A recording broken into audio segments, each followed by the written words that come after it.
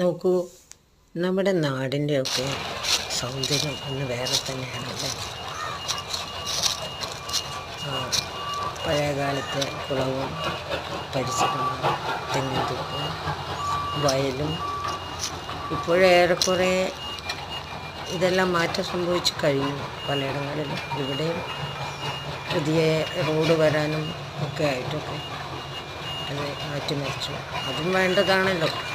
യാത്രാ സൗകര്യമാണ് എവിടെയും വേണ്ടത്. യാത്രാ സൗകര്യമാണ് ഇന്ന് ജനങ്ങൾ നോക്കുന്നത്. അതില്ലാത്ത കഷ്ടപ്പാട് അതറിഞ്ഞവർക്കേ അറിയൂ.